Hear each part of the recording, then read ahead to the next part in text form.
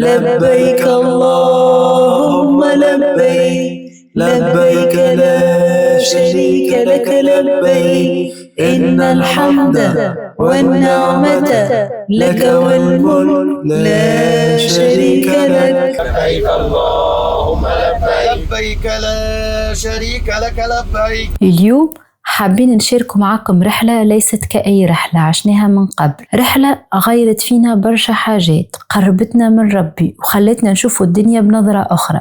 صراحة نبدأ بعد قليل بمشيئة الله الهبوط التدريجي إلى مطار الملك عبد العزيز الدولي بجدة، ونتوقع وصولنا بمشيئة الله بعد حوالي 45 دقيقة. بلا شك تمثل رحلة العمرة حلما يتوق إليه قلوب جميع المؤمنين، رحلة تنبثق من رحلة أمنا هاجر التي عبرت بإيمان لا يتزعزع الصحاري مع طفلها إسماعيل. في تلك اللحظة كان إيمانها بأن الله لن يضيعها حتى شهدت الأرض انفجار بئر زمزم، وبسعيها بين الصفا والمروة انبثق الماء من تحت قدمي طفلها الرضيع لتنبعث الحياة في صحراء قاحلة، وتتحول تلك البقعة لمصدر شفاء وبركة حيث يأتي إليها الناس من كل العالم.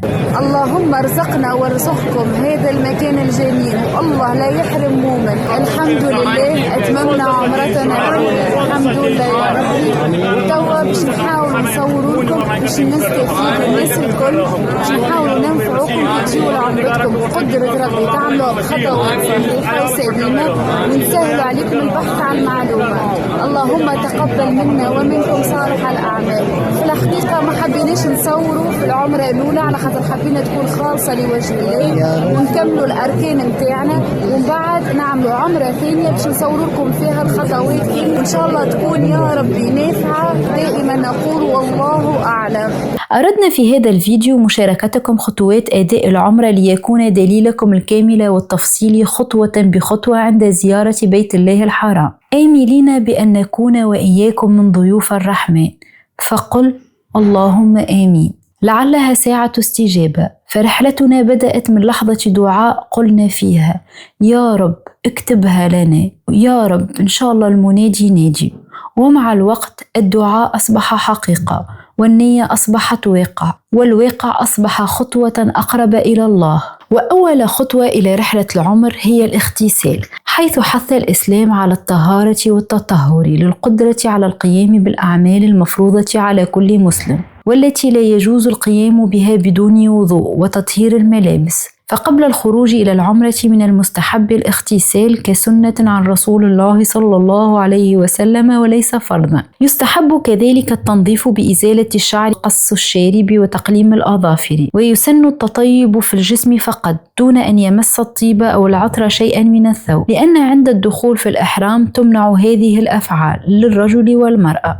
وهنا حان وقت الوداع، فمن أجمل ما تحفظه السنة أن لا تغادر بيتك إلا بعد أن تسلم على من تحب وتدعو لهم قائلا أستودعكم الله الذي لا تضيع ودائعه. وقبل الخروج من البيت يستحب قول بسم الله توكلت على الله ولا حول ولا قوة إلا بالله، اللهم أعوذ بك أن أضل أو أضل أو أزل أو أزل أو أظلم أو أظلم أو أجهل أو يجهل علي، بسم الله لا حول ولا قوة إلا بالله، ما شاء الله توكلت على الله، حسبي الله ونعم الوكيل، بسم الله آمنت بالله اعتصمت بالله توكلت على الله لا حول ولا قوة إلا بالله. من أول ما خرجنا من دارنا كنا حاسين إنه فما حاجة مختلفة، حاجة فيها راحة، فيها رهبة، فيها فرحة وخشوع في نفس الوقت. المشاعر وقتها صعيب توصف. إن شاء الله ربي يطعمنا وإياكم هذا الشعور ولذة هذا الإحساس. بعد الصعود إلى الطائرة يلجأ المسلم إلى الدعاء في سفره طلبا للحفظ والبركة، وقد علمنا النبي صلى الله عليه وسلم دعاء جامعا يقال عند ركوب وسيلة السفر، يحمل في ألفاظه توحيدا واستعانة وتوكلا على الله، وهو سنة نبوية مؤكدة. فعن عبد الله ابن عمر رضي الله عنهما أن رسول الله صلى الله عليه وسلم كان إذا استوى على بعيره خارجا إلى السفر يقول الله أكبر الله أكبر الله أكبر. سبحان الذي سخر لنا هذا وما كنا له مقرنين وإنا إلى ربنا لمنقلبون. اللهم إنا نسألك في سفرنا هذا البر والتقوى ومن العمل ما ترضى. اللهم هون علينا سفرنا هذا واطوي عنا بعده. اللهم أنت الصاحب في السفر والخليفة في الأهل. اللهم إني أعوذ بك من وعثاء السفر وكآبة المنظر وسوء المنقلب في المال والأهل. عند الاقتراب من الميقات تبدأ مناسك العمرة، وهي الإحرام، الطواف، السعي بين الصفا والمروة، وحلق أو تقصير شعر الرأس. يبدأ المسلم أداء مناسك العمرة بالإحرام، وهي نية الدخول في النسك. يجب أن يتم الإحرام من الميقات المحدد لكل منطقة، وهي الأماكن التي حددها رسول الله محمد صلى الله عليه وسلم لمن أراد أن يحرم للحج أو العمرة، أي قصد نية الحج أو العمرة، وهي 5 مواقيت سماها رسول الله صلى الله عليه وسلم، وهي ذو الحليفة، الجحفة، قرن المنازل، يلملم، وذات عرق. لسائل أن يسأل: كيف أعرف مكان الميقات؟ الجواب سهل، سوف يعلمكم قائد الطائرة بذلك. قبل بلوغ الميقات بقليل يرتدي المعتمر ملابس الإحرام، وهي مكونة من إزار ورداء من غير المخيط، ويستحب أن يكون لونهما أبيضا. وهنا يجب أن نتطرق لمحظورات الإحرام، نعني بذلك الأفعال التي تمنع على المعتمر أثناء أداء عمرته، ومنها حلق الشعر، استعمال الطيب والتطيب، ويقصد بذلك عدم التعطر بأي مادة تعطر الجسم أو الثياب أو الطعام أو غيرها. ويمنع كذلك عقد الزواج وقتل الصيد. من المحظورات الخاصة بالرجال لبس المخيط كما قلنا سابقا، وكذلك يحظر تغطية الرأس بالقبعة، ولكن يجوز تغطية الرأس بالمظلة للاحتماء من أشعة الشمس. ولا يجوز كذلك لبس الحذاء أو الخفاف، بل يجب لبس النعال، لأنه يجب عدم تغطية كامل القدم مع الكعبين. أما المرأة فليس لها لباس محدد للأحرام كما يعتقد البعض، ولكن لا يجوز لها لبس القفازين أو ارتداء النقاب، كما بين النبي صلى الله عليه وسلم حيث قال: لا تنتقب المحرمة ولا تلبس القفازين. يجوز للمرأة أو الرجل لبس لباس الإحرام من المنزل أو من المطار. بعد لباس الإحرام ينوي المسلم العمرة في قلبه ويتلفظ بها ويقول: لبيك اللهم عمرة عني لا رياء فيها ولا سمعة، فإن حبسني حابس فمحلي حيث حبستني.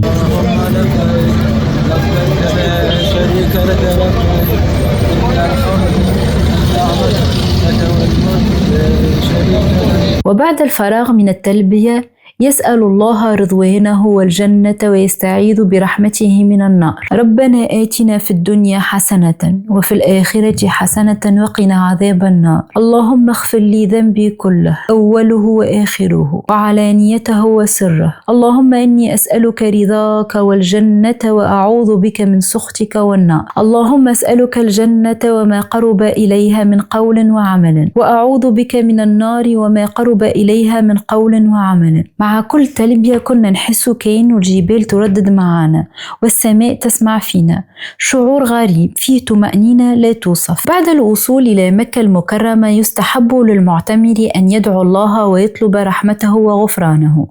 وهنا أريد أن أفيدكم بنصيحة، حيث للمسجد الحرام عدة مداخل، ويبلغ عدد أبوابه 176 بابا إلى غاية سنة 2025، ولكن أنصحكم بالدخول من باب الملك فهد ورقمه 79، لأنه من خلال هذا الباب يمكنك الوصول مباشرة إلى الكعبة الشريفة. فاللهم ارزقنا جميعا فرحة الدخول من هذا الباب المبارك.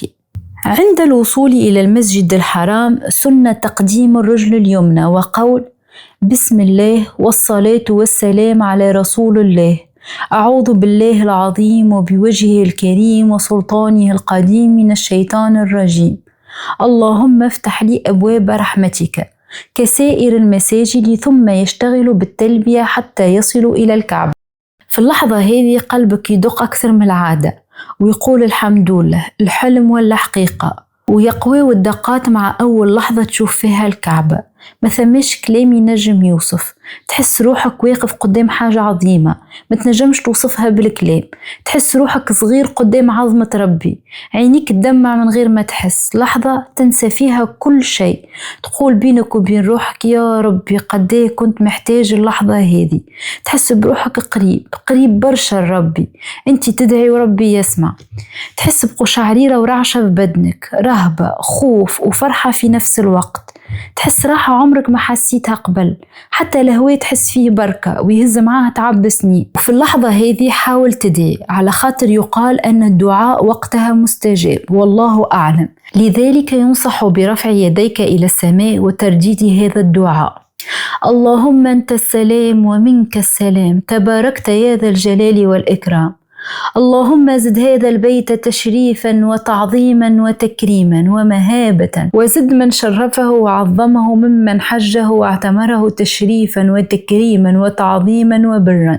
فإذا وصل إلى الكعبة قطع التلبية، ثم قصد الحجر الأسود واستقبله، ثم يستلمه بيمينه ويقبله إن تيسر ذلك.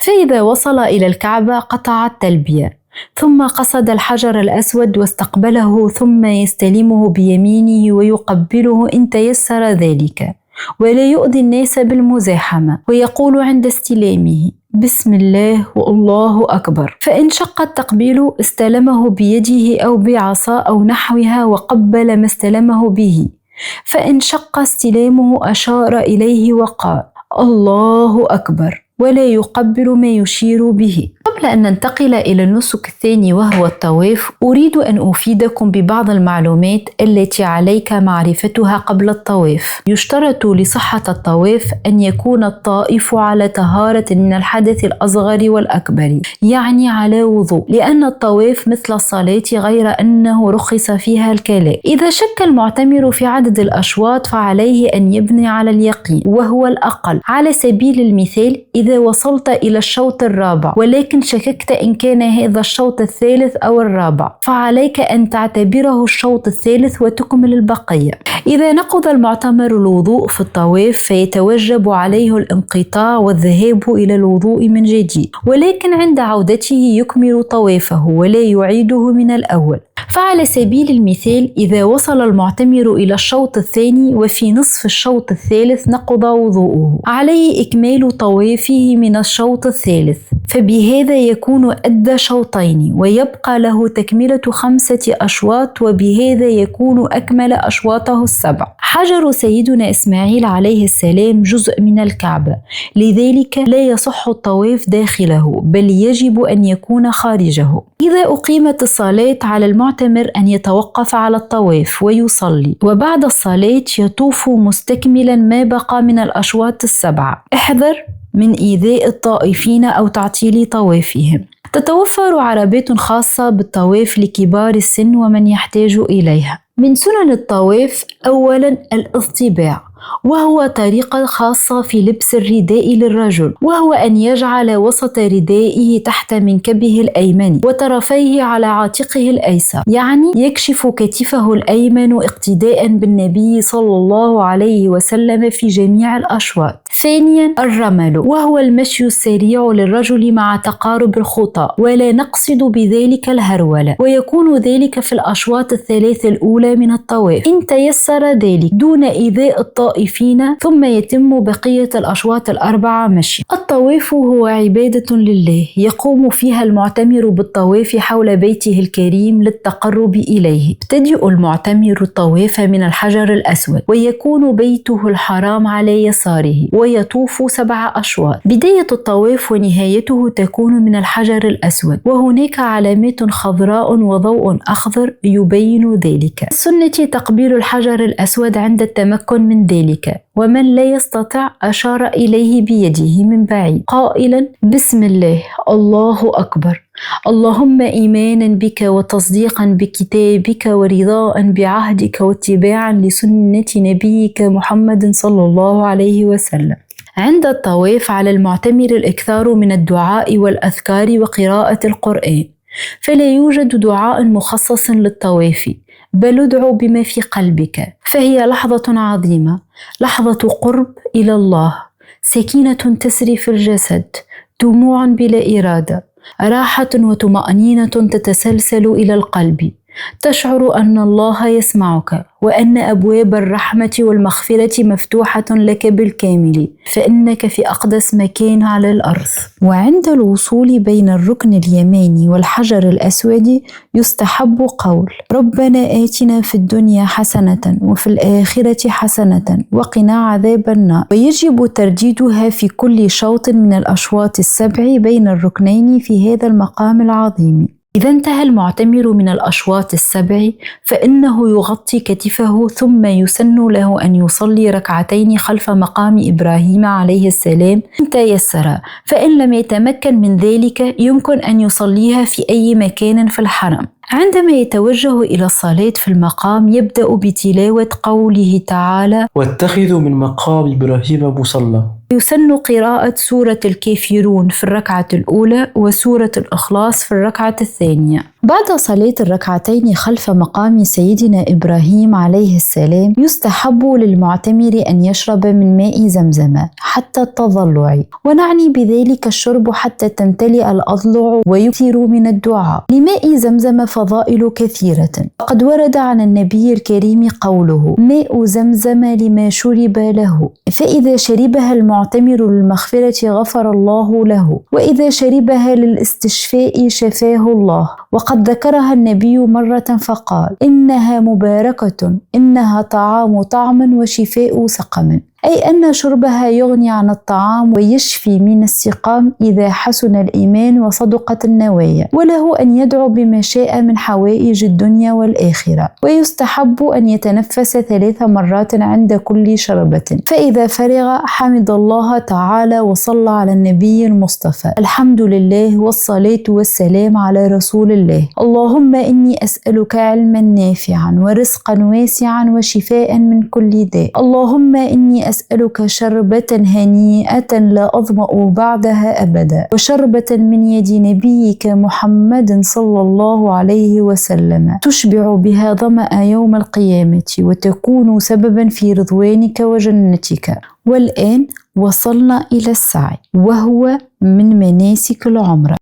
عند انتهائك ستجد داخل المسجد الحرام لوحات إرشادية تدلك إلى المسعى وتشير إلى الصفاء حيث مكان بداية السعي. وللسعي 5 طوابق. الصفاء هو جبل صغير يبتدئ منه السعي، ما زالت صخور الجبل ظاهرة في الطابق الأرضي للمسعى. والمروة هو جبل صغير ينتهي عنده السعي. في السعي يتعبد المعتمر ربه بقطع المسافة بين الصفا والمروة 7 مرات كما فعل رسول الله صلى الله عليه وسلم. المسافة من الصفا إلى المروة يعد شوطا واحدا، ومن المروة إلى الصفا يعد شوطا ثانيا. وعند الاقتراب من الصفا يقول المعتمر: إن الصفا والمروة من شعائر الله، فمن حج البيت أو اعتمر فلا جناح عليه أن يطوف بهما، ومن تطوع خيرا فإن الله شاكر عليم. وذلك في بداية الشوط الأول. وإن وصل المعتمر الصفا يرى الكعبة فيرفع يديه للدعاء ويقول: الله أكبر، الله أكبر، الله أكبر، لا إله إلا الله وحده لا شريك له، له الملك وله الحمد وهو على كل شيء قدير، لا إله إلا الله وحده لا شريك له، أنجز وعده ونصر عبده وهزم الأحزاب وحده.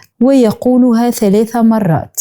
عند السعي بين الصفا والمروة لم يرد عن النبي صلى الله عليه وسلم دعاء معينا في السعي إلا في الهرولة بين العلمين الأخضرين. وأما غير ذلك فيستحب أن يدعو بما يسره الله من أدعية وأذكار مصحوبة بالتهليل والتوحيد والتسبيح والاستغفار والصلاة على النبي صلى الله عليه وسلم، أو قراءة شيء من القرآن. من أفضل الأدعية ربنا آتنا في الدنيا حسنة وفي الآخرة حسنة وقنا عذاب النار. بين العلمين الأخضرين يستحب للرجال القادرين الهرولة، كما فعل رسول الله صلى الله عليه وسلم قائلا: رب اغفر وارحم وتجاوز عما تعلم إنك أنت الأعز الأكرم. اللهم آتنا في الدنيا حسنة وفي الآخرة حسنة وقنا عذاب النار. أما المرأة فلا يشرع لها الإسراع، ثم يمشي فيرقى المروة أو يقف عندها، والرقي أفضل إن تيسر،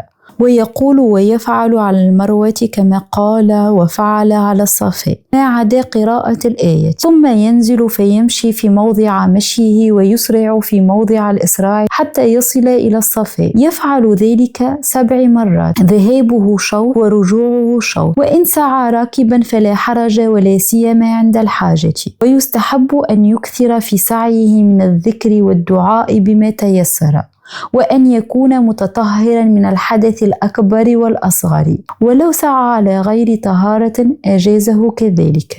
وإذا أكمل المعتمر سعيه يكون بذلك وصل إلى آخر النسك في العمرة، وهي التحلل من الإحرام. فللتحلل يجب حلق أو تقصير الشعر، فهو من واجبات العمرة، والحلق أفضل لأن رسول الله صلى الله عليه وسلم دعا للمحلقين 3 مرات بالمغفرة والرحمة، وللمقصرين مرة واحدة. أما المرأة فتجمع شعرها وتأخذ منها قدر أنملة أقل، ولا يجوز لها الحلق. في هذه النقطة أريد أن أفيدكم بمعلومة بأنه يوجد العديد من العربات المخصصة للتحلل، تجدونها عند الخروج من باب السعي، وهي مجانية. وهذه العربات مصرح لها بالحلاقة للمعتمرين والمعتمرات، يعني للنساء كذلك، وهي مجهزة في أجواء صحية لضمان سلامتك. إذا قام المعتمر بجميع مناسكه وواجباته يكون أتم عمرته والحمد لله، وحل له كل شيء حرم عليه بالإحرام. أصبح أداء العمرة اليوم أكثر سهولة بفضل مجموعة من الخدمات التي وضعت خصيصا لمساعدة المعتمرين وتنظيم حركتهم داخل الحرم الشريف. وفيما يلي أهم الوسائل التي ينصح بها قبل السفر وخلال التواجد في مكة المكرمة: أولا، الهواتف المخصصة للرد على استفسارات المعتمرين. تجدون في أرجاء المسجد الحرام هواتف مخصصة للرد على أسئلتكم واستفساراتكم ب7 لغات، يستطيع المعتمر من خلالها طرح أي سؤال يتعلق بمناسك العمرة أو أي مساعدة طارئة. هذه الهواتف تكون متوفرة طوال الوقت، وهي عنصر مهم خاصة لمن يزور الحرم لأول مرة. ثانيا، الأساور الخاصة بالأطفال. كما نعلم وجود الأطفال في رحلة العمرة يحتاج اهتماما إضافيا، لهذا توجد آلات طباعة أساور خاصة بالأطفال تستخدم لكتابة أسمائهم وبياناتهم بخط واضح يمكن للعاملين في الحرم قراءته بسرعة في حال ضياع الطفل أو ابتعاده عن المجموعة. هذه الأساور تعتبر من أهم وسائل السلامة داخل الأماكن المزدحمة. ثالثا، التطبيقات الرسمية المرافقة للعمرة. يحتاج المعتمر إلى تثبيت مجموعة من التطبيقات الأساسية مثل تطبيق نسك لحجز مواعيد العمرة، وتطبيقات الأذكار والقرآن. هذه التطبيقات تساعد كثيرا في معرفة الطرق، توقيت الصلوات، ومواقع الخدمات، وكذلك توفر فيها العديد من الأدعية. رابعا، خدمات الإرشاد والمساعدة في الحرم. يوفر الحرم المكي فرقا متخصصة من المرشدين والعاملين لمساعدة المعتمرين من كل الجنسيات، ويشمل ذلك نقاط الإسعاف الأولي، عربات مجانية لكبار السن وذوي الاحتياجات الخاصة، أماكن توزيع ماء زمزم، موظفين يجيبون عن الأسئلة وينظمون حركة الدخول والخروج. إن استخدام هذه الخدمات يجعل عمرتك أكثر راحة وأمان سواء للكبار أو للأطفال، ومع توفر وسائل تنظيمية حديثة مثل أساور التعريف وأجهزة الطباعة والتطبيقات الإلكترونية، يصبح المعتمر قادرا على التركيز على العبادة بكل طمأنينة وسكينة داخل بيت الله الحرام. من أراد عمرة ثانية فلا يلزمه أن يخرج إلى الميقات الذي أحرم منه أول مرة. ذهب علماء المسلمون إلى أن المسلم الذي كان في مكة فإنه يخرج إلى الحل أي خارج حدود الحرم، وأدنى الحل هو التنعيم الذي يمثله مسجد عائشة رضي الله عنها وأرضاها، فيخرج المسلم إلى هذا المسجد ويغتسل إن أمكن ذلك وينوي العمرة، ثم يحرم ويلبي ويقول لبيك اللهم عمرة، وهكذا يكون قد أحرم للعمرة من التنعيم، فيؤدي العمرة وهي صحيحة بإذن الله كما قال علماء المسلمين. للذهاب إلى مكان التنعيم وهو مسجد السيدة عائشة رضي الله عنها وأرضاها يمكن استعمال سيارة أجرة خاصة يعني تاكسي أو سيارة أجرة جماعية، ويمكن كذلك استعمال الحافلات تسمى حافلات مكة، وهي متوفرة في جميع الأوقات على مدار 24 ساعة ومريحة، وسعرها 6 ريال يعني تقريبا 5000 تونسية أو أورو ونصف، وهذا السعر يشمل الذهاب والعودة. وبالنسبة للمحطة تجدونها قريبة من الحرم تقريبا 10 دقائق مشيا على الأقدام، ويمكن الاستعانة بتطبيق جوجل مابس الذي يساعدكم في تحديد مكان المحطة. وبما أننا تحدثنا على التطبيقات، هنالك تطبيق مهم عليكم تحميله قبل الذهاب وهو تطبيق نسك، تجدون فيه العديد من الأدعية ويساعدكم كثيرا في أداء مناسك العمرة. ومن خلال هذا التطبيق تستطيعون أيضا إصدار رخصة لزيارة الروضة الشريفة بالمدينة المنورة، لهذا ننصحكم بتنزيل هذا التطبيق قبل الذهاب إلى العمرة.